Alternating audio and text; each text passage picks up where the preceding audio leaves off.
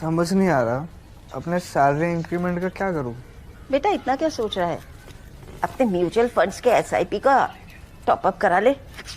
This is the right time. क्या समझ में नहीं आया? बेटा इतना क्या सोच रहा है? अपने म्यूचुअल फंड्स का एसआईपी टॉप अप करा ले। This is the right time. आप समझा?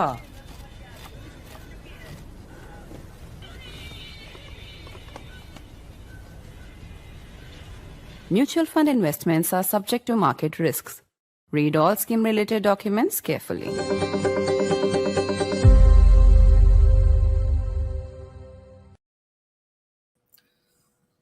Donald Trump has had somewhat of an emotional meltdown at the meeting between Xi Jinping, Narendra Modi, and Vladimir Putin at the SCO Summit in China. Taking to Truth Social, Trump says it looks like we have lost India and Russia to deepest, darkest China. Let's bring that screenshot up now as we begin this special broadcast. There you can see it. Trump doesn't usually share pictures on his Truth Social posts. They're usually in all caps, ending with "Thank you for your attention to this matter." But this time the American president has taken the effort to share a photograph. And the photograph he's shared is of Prime Minister Modi alongside Putin and Xi Jinping. And there's the post. Looks like we've lost India and Russia to quote unquote deepest, darkest China. May they have a long and prosperous future together. Sounding almost, some might say, like a jilted lover. And not quite acknowledging the fact that his own war on India has a lot to do, not everything to do, but a lot to do, perhaps, with this recalibration of the world order. I'm Barkha Dutt. You're with the Mojo Story. In the last few days, the images out of China have caused a virtual meltdown in Western media. These images, the power huddle, as I call it, of Modi, Putin, and Xi Jinping, followed by China's display of military might at a parade that, by the way, India chose not to attend, are evoking strong reactions in Washington. And now we're seeing a reaction from Donald Trump himself. He is saying that India and Russia have been lost to deepest, darkest China.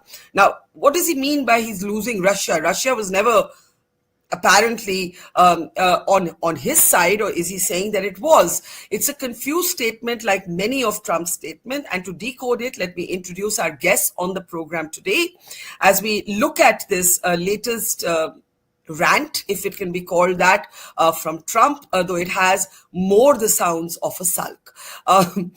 Former General Officer Commanding of the 15th Corps, General Hasnain, is with us. Veteran journalist, senior foreign correspondent Padma Sundarji is with us as well. Good to see you, Padma. And also joining us is veteran diplomat, Ambassador Sajjanhar. Great to see all of you. Let's get first comments. Let's bring up that post again. This much I'll say, Trump keeps us entertained. Great copy for journalists, but serious repercussions for geopolitics. Now he's saying, General Hasnain, it looks like we have lost India and Russia to deepest, darkest China. Your first thoughts on this? First of all, thank you, Barkha, but I repeat your own words. It's a sulk. To my mind, I mean, the first perception which appears is it's a huge sulk, and we know that Trump has a habit of sulking once in a while here and there. I've been observing Peter Navaro over the last week, and you can realize from that itself how the setup has been. You know, it seems as if selected people have been set up to carry out a kind of a narrative warfare against India, impinge on our minds, on our leadership, on that of our people, tell the world in general, see, this is what India is doing, and that's one of the reasons why we have gone, overboard on the whole issue of tariffs and things like that. So he's justifying all these things at the moment, and since we are used to this, I think tomorrow or day after you will find a different rant. Something maybe a little more positive than other side. On the flip side, you have a new American ambassador coming to India, who seems to be a right-hand man of Mr. Trump himself. So obviously the deep state and those who otherwise also matter are also looking at the potential of a return of the Indo-US relationship to good old times. Before I open it up, General Hasnain, you mentioned the new ambassador, Sergio Gore, who's been announced, but he's also the envoy for all of South and Central Asia. So the jury is right now out. Is this a patch-up move? Is it a reinforcement of the hyphenation of India and Pakistan? And remember that announcement was made well before we saw the power huddle at the SCO, India, Russia, China, and well before we saw Putin actually go on record in a rare public statement of this kind when he said you cannot talk to India like this. So, whatever God was going to be deployed for, Trump may also be doing his own little recalculation after this sulky post. I agree with you. That is very much possible. That the events of the last week have taken this entire issue in a slightly different direction, but I don't think that situation has still gone overboard completely. And remembering the fact that if you are putting a envoy here in South Asia to be the overall, like an assistant secretary of state virtually, and you're choosing him to be in Delhi. So obviously you're giving Delhi that importance. Otherwise, you could have very well chosen under the current circumstances to put him in Islamabad and say that from there you will do. That would be actually the last word on this. I mean, the whole thing would have gone overboard completely. But he's chosen Delhi. Mr. Gore will still come to Delhi, and hopefully things will be on the mend. Ambassador Sajjanhar, if I may bring you in, I was just telling somebody, I'm not a big fan personally of investing too much in China. I think we have to be on our guard with China all the time, given what's happened in Operation Sindoor, given that we're not yet completely back to status quo ante post Galwan in the Himalayas. But one thing is clear. If the images out of China had not been what they were at the SCO Summit, if we had not seen Modi and Putin taking a limo ride together, if we can show that picture, or if we hadn't seen the power huddle of the three leaders, I don't think we would have got Western media to take notice of this story. Western media suddenly woken up. Otherwise, this relationship was not getting the news it deserved, the decline in this relationship. We would not have got Trump to react this way. So somewhere is a tactical move. And I'm not saying India's decisions to go for Prime Minister to go to SCO is only guided by Trump. But whatever this multipolarity is that we are reinvesting in, somewhere is a tactic it seems to have worked. It has trolled Trump, for lack of a better word. It has riled him up. No, absolutely. Thank you very much, Barkha, for having me. You are very right. I think it has rattled Trump. It has rattled the White House. It has rattled the Western media. Maybe not, so much Europe, because you would have seen that Ursula von der Leyen and Costa, they called the Prime Minister and they have been talking as to how relationship can be taken forward, how we need to take forward the EU-India FTA. But as far as Mr. Trump is concerned, I totally agree with you. As it is, I think if those 25% or 50% tariffs had not been imposed by Trump on India, I think still Prime Minister Modi would have gone to Tianjin, because it was necessary for us. It's a strategic necessity for us, Barkha, that we have to take the process that started in October last year in Kazan. We have to take it forward because we want peace and tranquility on a border. There are problems. The border is a problem. Pakistan is a problem. Trade is a problem. There are many other minor problems. But you cannot resolve those problems without talking. So there has to be some sort of normalization that, needs to be done. And Wang Yi was in town and he had made some positive noises. So it had to be taken from there. But I think once Trump imposed those tariffs, then it became, no-brainer that Prime Minister Modi had to go. And I think it was all choreographed. That having been said, one image, one picture does not an alliance or a partnership make. As it is, our relationship with Russia is strong, whether it is on defense or some of the other items. Energy is recent, but nuclear energy has been there for a long time. So our relationship with Russia is strong, but as far as China is concerned, I think it was principally tactical. Now, last word coming to Mr. Trump. Mr. Trump believes in speaking in extremes. Either it is all black or it is all white. And he doesn't understand the shades of gray. in a positive way I'm speaking about, and the nuances of diplomacy and foreign policy. So I think his message that you have read out, I think that is extreme. But India has not been lost. India has been having these 2+2 intersessional dialogue with them, with the US. India has been having these exercises in Alaska with them.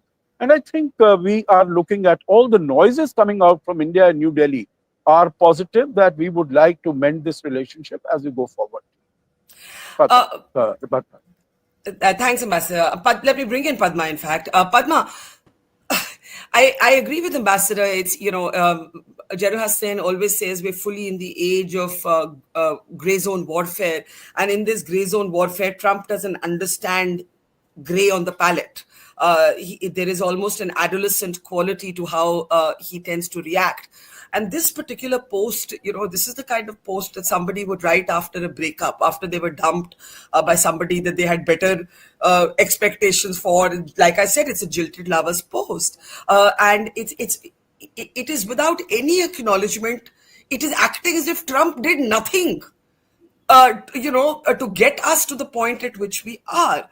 And what really amazes me, I was on a Piers Morgan show, and I'll maybe try and play a clip from it later. One of the US generals, General has said this will interest you also, a gentleman called General Kimmett. He served in the Bush administration. He actually said to me, India is so arrogant. And then I reacted. But it makes me feel that till this moment in China, a lot of the Americans didn't understand what was at stake. Padma, you think they do now? I'm not so sure about the Americans in general, whether they know what's at stake or not. I think they certainly know what's at stake, going by what Trump is doing and the almost horrified reactions that all these past weeks have been evoking, especially in the Western media, especially in the American media. I was very surprised indeed, even on the Piers Morgan show that you refer to, at the sheer consternation with which these pictures of Prime Minister Modi and Putin and Xi Jinping were greeted. I mean, normally India doesn't enjoy that kind of attention in the Western media, as you pointed out. Just to get back to what General Hasnain had said, this hyphenation of the incoming ambassador of the United States to all of South and Central Asia. I find that really interesting because that has not been the case so far. We all know that countries like Sri Lanka perhaps hyphenated with the Maldives at the max, but that was a different issue. Right now, they enjoy enormous importance and enormous attention because of their China sprawl and because of the presence of China in the Indian Ocean. So I'm not so sure whether it is to downplay Delhi's importance by making Delhi, all of South and Central Asia, or to upgrade Delhi's importance. That remains to be seen. Back to your question, I'm wondering really, Barkha, whether the SCO, because yes, like Ambassador pointed out, we had to go to the SCO. We are part of the organization. It is in the interim the largest, certainly the largest Indo-Pacific organization. And we have to diversify our interests and our especially in light of our security. But whether this SCO visit was more for the optical effect and less for the actual results, there's no doubt that the optics worked. Whether they yield results or not, I think that will depend on many things. The weight, the meaning of what was discussed there, if at all anything was discussed with both Russia and China. Were commitments made, even if only verbal commitments in passing? I doubt it. If so, if they were made, on what issues? De-escalation along the borders, yes, we hear that was one of the topics discussed in the bilateral. But how about a resupply of Russian defense spare parts, which was on the back burner for a while? Continuation of purchasing Russian oil? And if so, what were the trade-offs? Surely there are trade-offs. There are no free lunches. What may have been trade-offs for India? What may have India promised or insinuated at promising in return? If Chinese investment, for instance, is to be allowed back into India, in which sectors, and how will it affect India's indigenous manufacturing, and so on and so forth. So I don't believe that the bilaterals at the SCO went that far. As Ambassador said, I think this was more for the optics of it. And the optics, yes, they were primarily a show of solidarity, bonhomie, a signal to President Trump. And I think as far as that is concerned, they certainly worked and they had the desired effect. I do agree with you on the signals working, but I'm interested in General Hasnain and Ambassador coming on whether they were only signals or whether there has been a reset in how India will approach relations with the United States going forward. Meanwhile, MEA spokesperson Randhir Jaiswal being asked to respond to Trump's lament on losing India and Russia to deep, dark China, the deep, dark China with whom Trump is also trying to cut a deal, FYI, has said that I have no comments to offer on this post at this time. I want to bring you in, General Hasnain. You know, in the beginning, when Trump was ranting and ranting after Operation Sindoor, there were a lot of people, including supporters of the government, who said, you know, our diplomats need to be less formal. We are living in Trump's age. We cannot respond in the old way anymore. I have to say the old way has proven to have value because Trump has gone on and on and on and on, 40, 50, I don't even know how many times about the credit he wanted for Op Sindoor. Peter Navaro has been downright insulting. And our diplomats, our government has not bitten the bait. And they have not responded. You know, they've done a Michelle Obama. When they go low, we go high, or we keep quiet. Some people thought, nahi chup rehna chahiye. You cannot keep quiet. But over time, I'm beginning to see the merits of not having gone into a tutu meme with these guys. I 100% agree with you, Barkha. I think our diplomacy is old world. And I'm sure Ambassador Sajjanhar will stand by. That is completely old world. And that old world stands its place in crises of these kind. I don't think there is anything majorly happening with China and Russia. With Russia, our relationship has always been stable. There is no problem.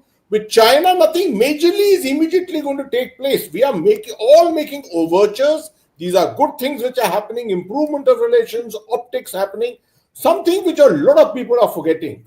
Exercise Yudh Abhyas is still taking place with the United States and Alaska. Last week, it is still going on. While all the rants are going on, exercise Yudh Abhyas is still on. Right? Exercise Malabar has not been cancelled. Right? So, military to military relationship is on. As far as General Kemeth, the person who spoke, he is concerned. Let me just remind you about the Indo-US in military to military relationship. It all started in 1991, came back all over with General Kicklighter when he came to India. Since then, we've gone miles ahead. But at the base of it, the American armed forces always prefer their relationship with Pakistan. Because it goes back to the 50s, the 60s, the 70s, Cold War period completely. All the equipment is with Pakistan. It's American equipment which has been used by them. By this Chinese equipment, there's also old American equipment. The Indians still stand by everything Russian. We are going back to buy the 7 S-400 again. We are saying, oh my God, these 3-4 regiments have really delivered in Op Sindoor. We want more S-400s. The moment an American hears S-400, his ears prick up and, it goes bonkers completely after. Yeah. So this is the reason why all these rants keep coming from the American armed forces also, while our relationship of cooperation, training, etc. continues. We got to know how to keep both our legs in different boats and continue to sail. Yeah. And I think we're doing a fine job of that at the moment, Ambassador Sajjanhar. But I think there's also some reset. I think Jai Shankar, after meeting the Germans, he made a very interesting comment. He said predictability is at a premium today. Very clear comment on Trump's volatility. And he said multipolarity and strategic autonomy is where it's at. And I think a lot of people felt that India had tilted. I won't say had ever joined the American camp, but was tilting towards America. Do you believe that, if you were to imagine it as a springboard, if India was slightly leaning towards America, it's kind of ramrod straight in the center again, and it will now be deeply transactional and calculating with all nations going forward? Barkha, excellent question. Let me say, I don't think we had only tilted. We had gone quite a way towards the United States. I think India had made this assessment that if we want to get to Viksit Bharat 2047, our bet on that is the United States. If I want technology, I'm not going to get technology from Russia or from China. The only source of technology is from the United States. If I want capital, if I want a market, My diaspora is there, 4 million people who are there, and they are quite influential, prosperous, etc. So I think we had made our decisions slowly and gradually after Bill Clinton came to India in March 2000 that we were going ahead with the United States. The second part is that right now also you see what Mr. Piyush Goyal said yesterday.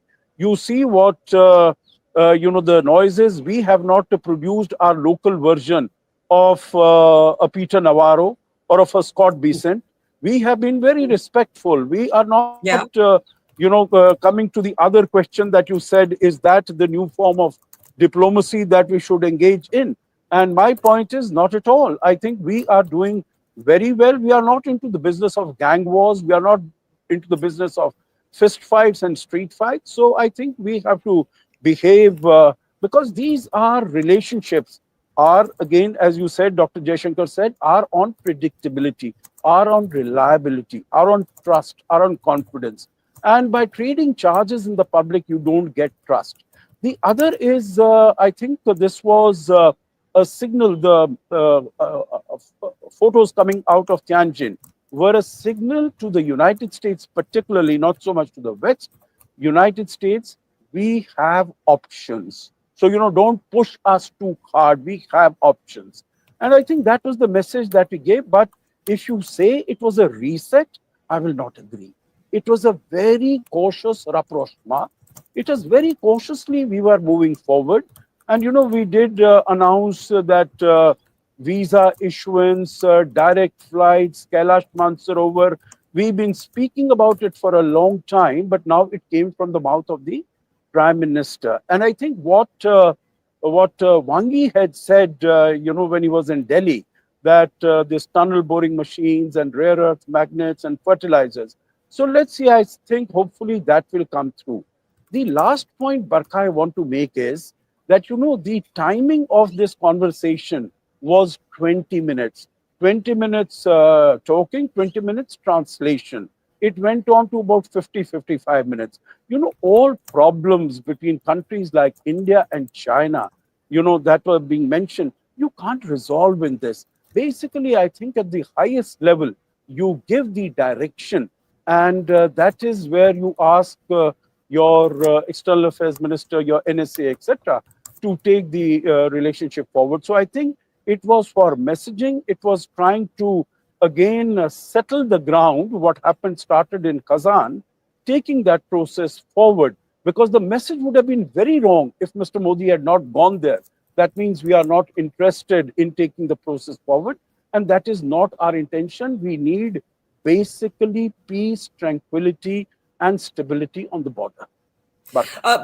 Thanks, sir. Before Padma comes, we just have some more details coming in from the MEA response, not biting the bait on Trump's post on losing India to China, but reacting to Navaro in a very controlled manner. I think Ambassador Sajjanhar was just saying India doesn't believe in speaking like Navaro does. India doesn't believe in gang wars and street fight level of brawling, which is really what Navaro has been doing. Let me actually just change the banner here so we all know what we're talking about. So here, let me read this out. We have seen the inaccurate and misleading statements made by Mr. Navaro, and obviously we reject them. We have spoken about this earlier as well. This relationship between the United States and India is very important for us. I read this out because please note the contrast in tonality between how India is responding and how the US is responding. Jaiswal goes on to say both our countries share a comprehensive global strategic partnership, which is anchored in our shared interests, democratic values, robust people-to-people ties. This partnership has weathered several transitions and challenges. We remain focused on the substantive agenda that our two countries have committed to, and we hope the relationship will continue to move forward. And he also goes on to draw attention to what General Hasnain, you were mentioning, a joint military exercise is underway in Alaska. A few days ago, there was a 2+2 meeting. Talks between both countries are going on. Now, Padma and General Hasnain, let's get reactions. I think it's so important that Navaro, he's been shown his place, but the tonality of the American president, Padma, and the tonality of the Indian government, it's chalk and cheese. Absolutely. I agree with whatever's been said so far. In fact, I wanted to add on a lighter note that, we can even get cheeky about it, but very classically cheeky. For instance, I think Foreign Minister Jaishankar recently said that when he was asked, how can you hobnob with the Russians and the Chinese and also strike a relationship with the United States, he said that, you can go for a walk and chew gum at the same time. So, even on, we've stayed classy even when we've been flippant. I'm somewhat skeptical about the consternation coming specifically out of countries of, say, the European Union and others, Barkha, because I'm not sure if they're really being empathetic and appreciative of India or merely pouncing gleefully on an opportunity to show up Trump, because they all have their major problems with Trump, as the chief culprit who destroyed relations with India for the West as a whole. But having said that, SCO or not, the doors to the United States, as everyone's pointed out, have to remain open. They will remain open. After all, we export, I think, something like $90 billion worth of goods to them, whereas it's only about $4 or $5 billion to Russia, for instance. But what if, for some reason, Trump is as unpredictable as he has been, and those tariffs are lifted either under pressure from the Supreme Court or from any other avenue? How seriously do we take him? That's the next big question, I think that's a great question. And then what will happen to commitments made, if any, and I doubt any commitments were made, but if even verbally in passing, if any commitments were made in Tianjin, what happens to those? How do we tread the tightrope on both fronts while continuing to nurture and to reestablish relationship with the United States, no matter how much it may have been damaged and no matter how long it'll take? That is, for me, a very important question right now.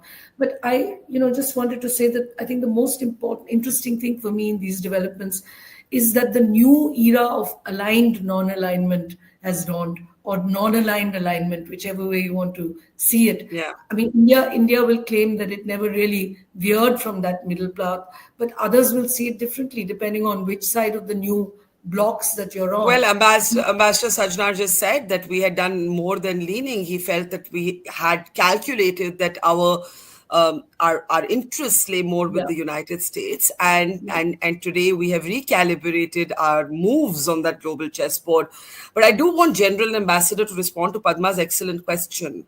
Suppose, because Trump is so unpredictable, General Hasnain, suppose 3 months later, Nabi he's written, I have lost India, and he's doing this whole sort of hand-wringing, high kind of act, melodrama. Suppose 3 months later he gets some excuse to backpedal from this, and it's back to Modi's a great guy, he's my friend, we've sorted out our differences. How are we plotting these moves? It is a tightrope. And by the way, there's another scenario. He's right now calling China deep dark. We have lost India to deep dark China. He desperately wants to cut a deal with China. So that can also happen. We are dealing with some very opacity in China and absolute, instability in the American leadership. Both ways, it's a challenge. Firstly, Barkha, I must compliment the Indian Ministry of External Affairs, whose representative is here very much with us, Ambassador Ashok Sajjanhar, for their maturity. You see, unlike the Indian media, many times I'm not talking about us, I'm not talking about print media, but I'm just talking of the street media. Unlike the Indian street level media, which has a habit of getting emotional and, tutu memes and things like that, the overall Indian political community, if you see across the board, if you see the Indian print media, everyone has remained very, very stable in this entire game.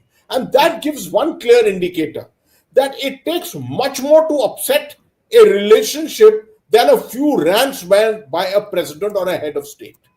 There is nothing permanent in this. I don't see this going 3.5 years from now, and Mr. Trump may wish to take it 3.5 years. I don't think it will go beyond the 3.5 years. After all, policy is not made just by one man. Ultimately, it is national interest. It is academia. It is diplomacy. It is the military community. Lots and lots of people get together who ultimately make policy. So I am quite certain that Mr. Trump, although feeling extremely hurt or, his responses coming out of emotives and that kind of a thing at the moment, will see reason in the near future. his own staff, his own advisors will perhaps be able to talk up to him or talk down to him, or whichever way, to make him see reason. National interest at the moment is not in the direction in which he's taking American foreign policy.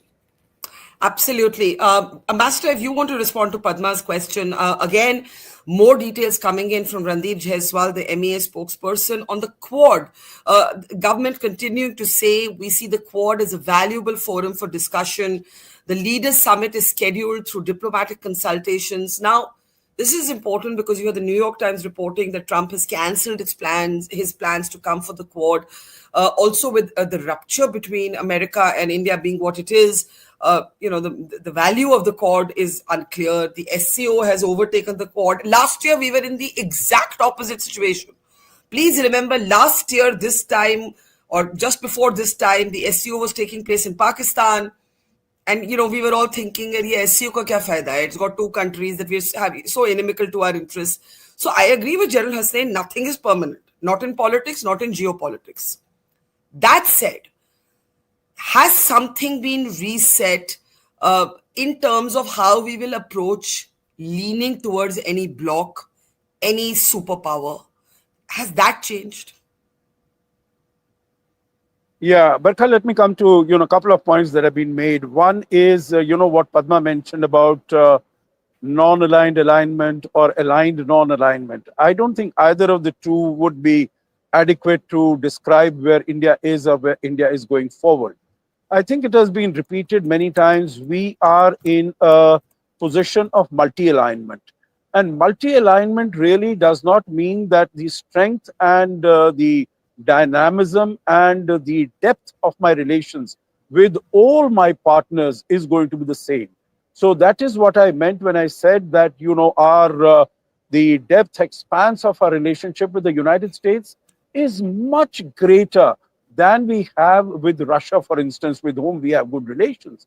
There it is a limited element partnership, but it is an essential partnership. It's a necessary partnership. Also, as far as China is concerned, meaning it is nowhere close. Here we have a $45 billion trade surplus. With China, we have a $100 billion deficit. You look at the number of, the Indian diaspora that is there in the United States, technological transfers that are taking place. There are so many areas, 60 groups in which we are talking. It's a comprehensive global strategic partnership. If you mention anyone that, we have a strategic partnership with China, I think there will be very many raised eyebrows. So we are in a stage of multi-alignment, but of course, the strength of our relationship with different countries is quite different, and we see that. So in that sense, the other question was the commitments that have been made in Tianjin. You see, in this 25 minute long conversation, there are no sort of, hardbound commitments in my view, and definitely not about your relations with a third country. It would be on how to normalize your relations with China, and that would be taking baby steps, taking small steps, very cautiously we move forward. And I think that is what has been announced, and maybe as far as border management is concerned, there would be some more of it.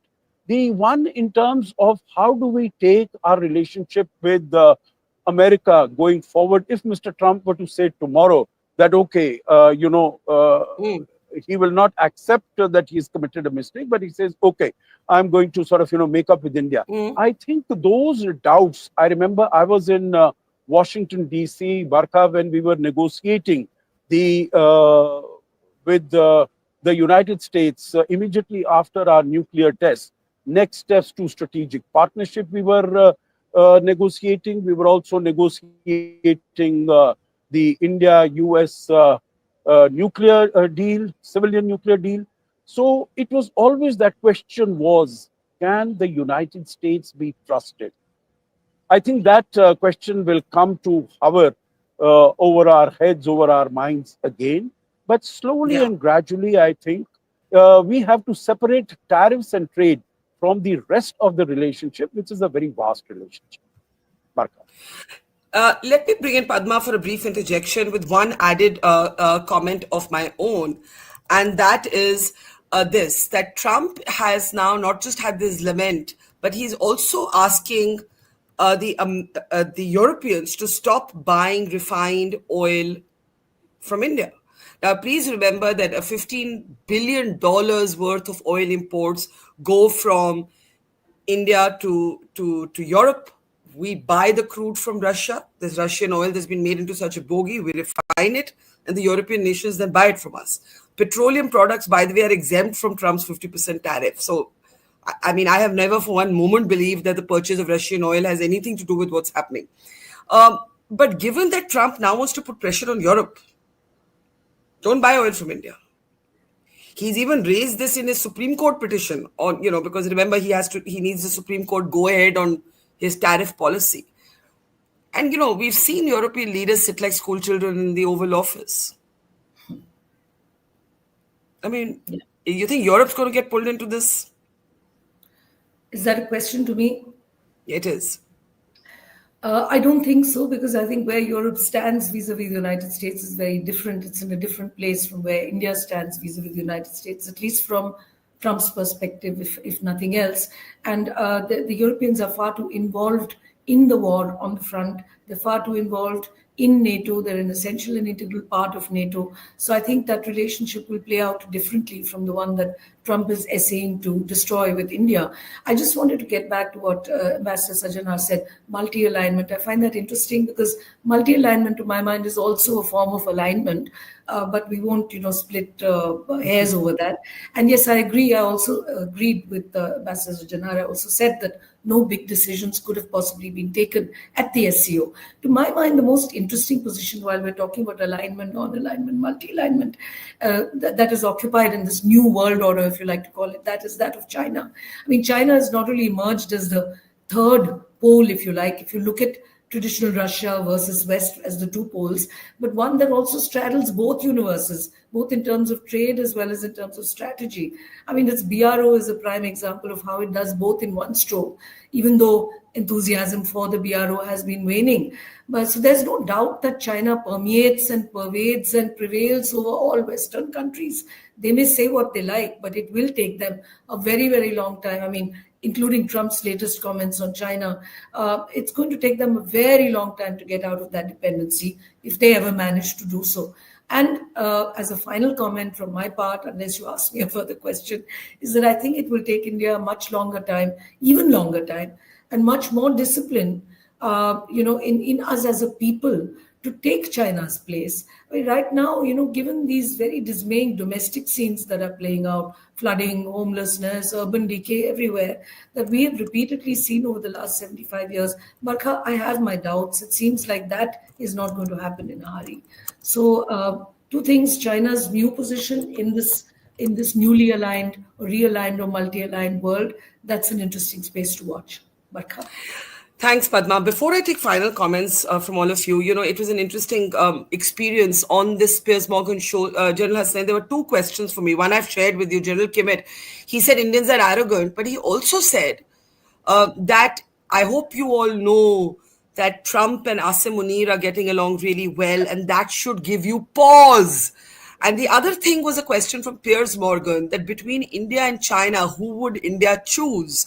And I don't have time to play out both clips. They're both up on our platform. But I'll play out what I said about Asim Munir in response to the US general, and then we'll come back for last comments. Take a look. Barkha Dutt, I can see you nodding repeatedly there. A very unusual experience for Dave Smith, I think, when he's talking. But you were agreeing with what he was saying. Well, the essence of it, yes, about America being a big bully and that not working with many countries, including my own. General Kimmett made a point about the new cozy love fest between Pakistan's Field Marshal Asim Munir and the Trump administration and said India should take pause.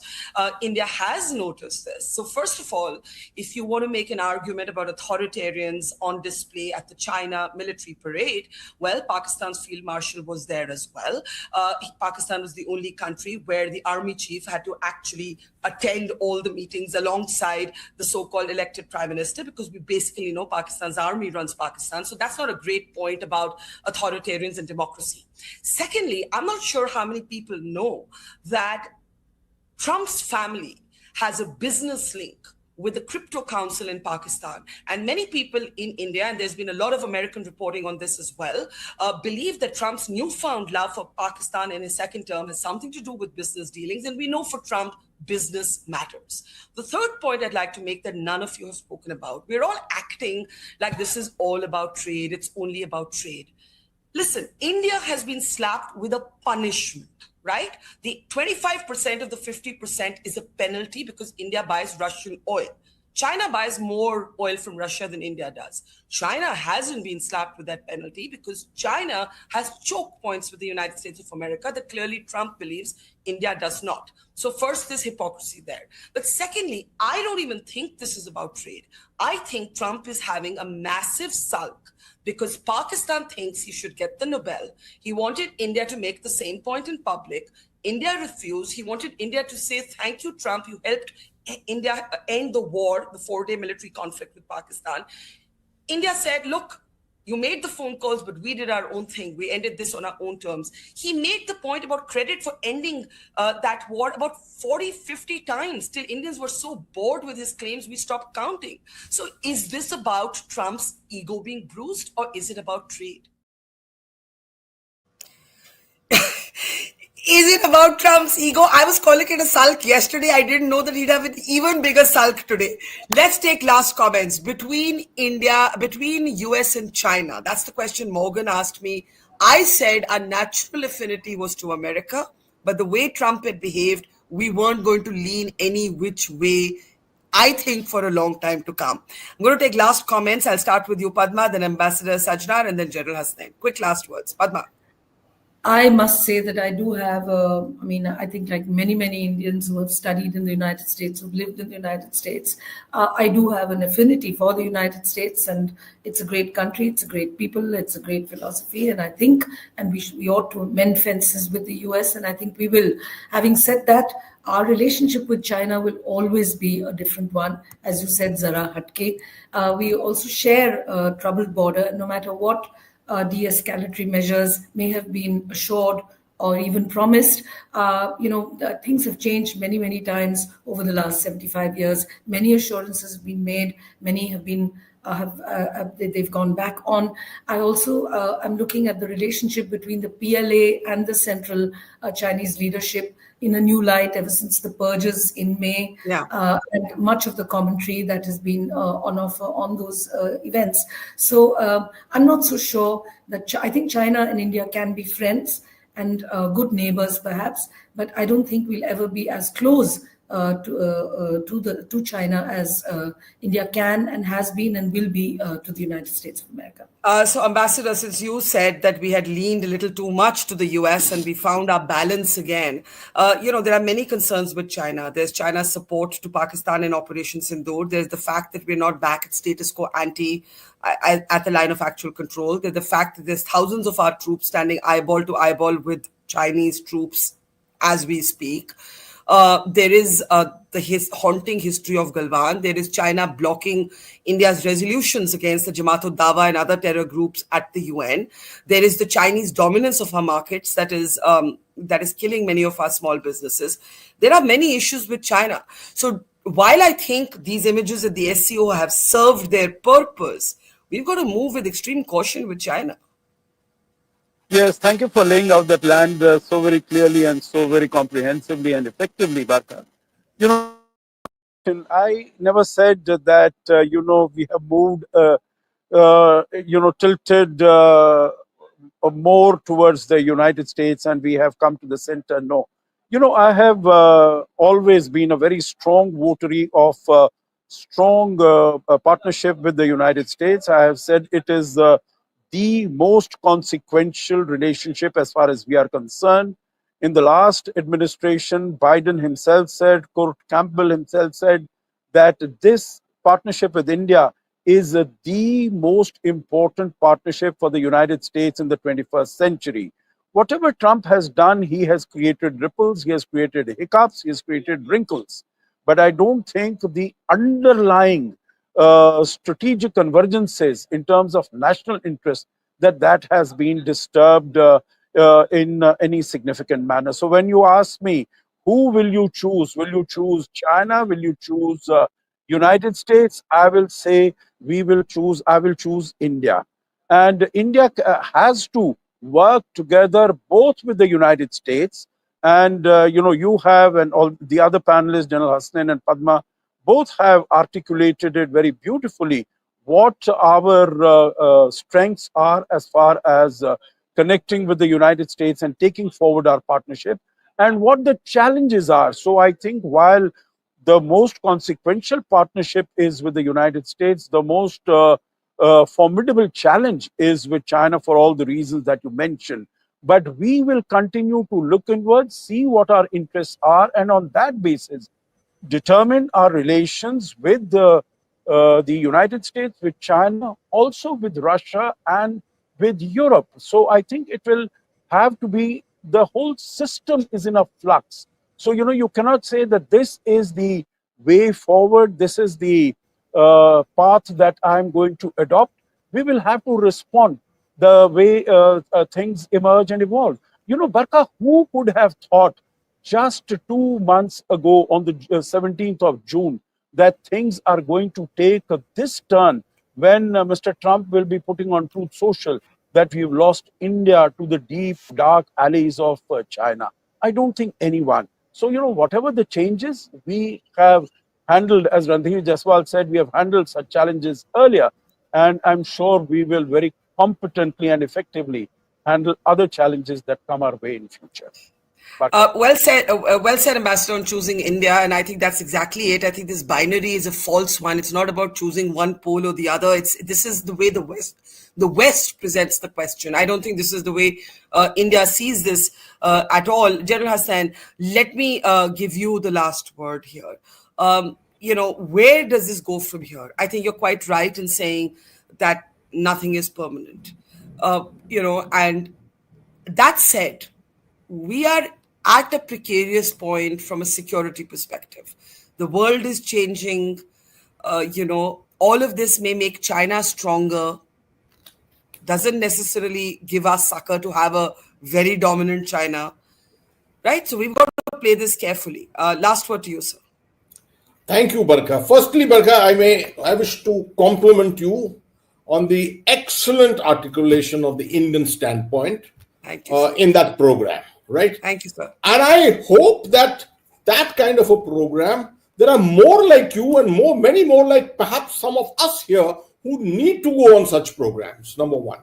Number two, this program itself, I hope someone has the sense to play this back to the United States. They will see what a sense of middleness, one should say. We are right in the middle. We are not looking at any extremes. Every one of us have expressed an opinion which says the United States has been a great friend of India, and we are not going to just work towards losing that friendship. Having said that, to come back to one specific issue we discussed, will the Europeans agree not to buy oil from India? I will say this is on one reason, this is a pushback from the Europeans can be expected. You see the pushback they're doing on Israel now, right? I mean, enough is enough. They take it up to a point, then they don't act as school children thereafter. So I don't expect the European leaders to actually not push back on this. And the last one of the most important aspects, I still feel, the United States should realize one thing. If they do a poll today in India, a public opinion, the United States will still emerge as one of the most popular countries in India. You go to Pakistan and try that poll and see the street poll and see what happens. Can an American walk clearly and comfortably in the streets of Lahore or Rawalpindi like that? Everyone, the ugly American is very, very evident to everyone in Pakistan. So this is a natural relationship. When I fly to any of these countries, I feel safest, happiest landing in Washington or New York. I shouldn't say it, but I'd love to go to Moscow, I'd love to go to Beijing, but one doesn't feel that kind of a comfort level as you feel when you go to the United States. I think that's the sentiment which needs to be conveyed by us in some manner or the other. Today is the world of information warfare and narrative control, as I always keep saying. We have to push back and tell them this. Make it very evident to them. One leader coming at one point of time in history cannot upset a relationship of this kind. Well, the fact is that that leader has 3 more years in office, and there is also, what happens is you get burnt, and then you tend to be a little cautious the next time around. But by the way, 93% of the Mojo audience believes that India must not compromise but must continue negotiating with the United States of America. So I think Indian sentiment is quite clear. It's across ideologies, it's across political camps. It's about us being a sovereign, self-respecting nation. It really is as simple as that you don't get to tell us what to do, who to buy our oil from, whether we should sit, whether we should stand, whether we should kaan pakdo and do push-ups. Those days, if they ever existed, are over. But yes, there's no question that a year ago, if you'd said, do you trust China, do you trust America, everybody would have said, we trust America. And that's the trust that Trump has damaged and hopefully not irretrievably broken. We leave it there. Thank you so much, General Hasnain, Padma Sundarji, Ambassador Sajjanhar. Always a pleasure. Thank you, and see you all soon. Thank you. It's great to see you here. Thank you for watching our work. If you haven't subscribed yet, don't forget to click the bell icon and subscribe to Mojo Story and support independent, robust journalism.